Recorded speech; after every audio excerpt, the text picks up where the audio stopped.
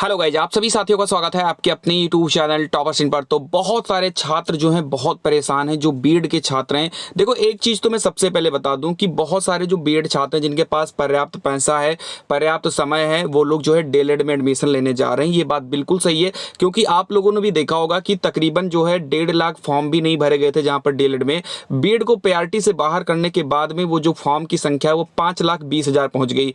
तो ये जो लगभग 3,70,000 जो फॉर्म बढ़े हैं, वो कौन बढ़ा है? वो बढ़े हैं बीएड वाले ही छात्र, क्योंकि वो लोग जो है ऑलरेडी जो है बीएड कर चुके थे और अब वो लोग जो है डीएलएड करने जा रहे हैं। बहुत अच्छी बात है, अगर आपके पास पैसा है और आपके पास जो है समय है तो आप डीएलएड करने जा रहे हो। बहुत अच्छी बात है कि कम से कम आपका जो एक सपना था कि पीआरटी में हम शिक्षक बनेंगे, आप उसकी तरफ बढ़ रहे हो। बट सबसे बड़ी बात यह है कि सभी के पास ना तो इतना पैसा है और ना ही इतना जो है उनके पास समय है कि वो फिर से जाकर 2.5 साल 3 साल जो है अपना लगा पाए। तो इसी बीच एक बहुत बड़ी अपडेट है।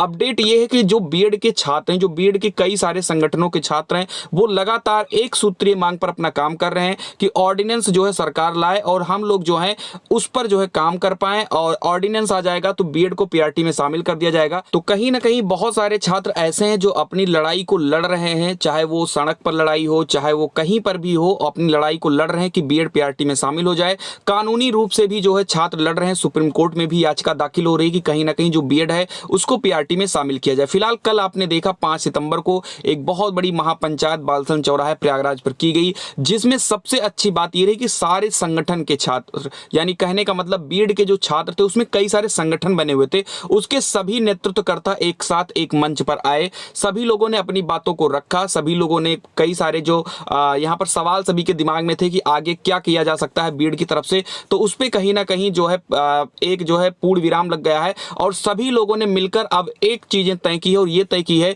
कि हम लोगों को अब कुछ नहीं चाहिए, सिर्फ और सिर्फ एक ही चीज चाहिए और वो है अध्यादेश। बहुत सारे आपने देखा भी होगा, बहुत सारे जगहों पर ये इंफॉर्मेशन आ रही थी। कुछ लोग ये कह रहे थे कि 2018 से लेकर 2023 तक के जो छात्र हैं उनको सिर्फ और सिर्फ जो है पीआरटी में शामिल किया जाए, क्योंकि इसमें उनकी गलती नहीं है। लेकिन अब जो इंफॉर्मेशन निकल कर आ रही है वो यही निकल कर आ रही है कि सभी बीएड के छात्र अब एक ही मांग कर रहे हैं कि जब से बीएड का कोर्स स्टार्ट हुआ है तब से लेकर आज तक सिर्फ और सिर्फ अब जितने भी बीएड धारी हैं, चाहे 2018 के पहले के हैं, चाहे 2018 के बाद के हैं, सभी को पीआरटी में शामिल किया जाए और एक ऑर्डिनेंस जो है सरकार की तरफ से लाया जाए। ये तो बात हो गई जो छात्र हैं जो मांग कर रहे हैं। ठीक है, कहने का मतलब ये है अगर इस तरीके से सारे संगठन मजबूती से काम करते हैं, अपनी बात को रखते हैं, तो कहीं ना कहीं सरकार पर इसका फर्क पड़ सकता है। फिलहाल मैं आप लोगों को बता दूं कि अब प्रयागराज में जो है एक बहुत बढ़िया महापंचायत बीएड छात्रों ने किया। अब आगे की जो इन लोगों की कार्रवाई है वो है दिल्ली के, तो दिल्ली की तरफ अब ये लोग कूच करेंगे, जो मुझे इंफॉर्मेशन मिला है। हालांकि जब भी डेट और टाइम जो बताया जाएगा वो मैं आपको चैनल के माध्यम से बताऊंगा, तो आप सभी लोग उसके लिए भी तैयार रहिए। अब बात करते हैं कि न्यायपालिका में क्या चल रही है। तो कार्यपालिका से मांग चल रही है कि हाँ, हमको जो है ये चीजें करनी है। न्यायपालिका में क्या काम चल रहा है उसके बारे में मैं आपको इन्फॉर्मेशन बता दूं।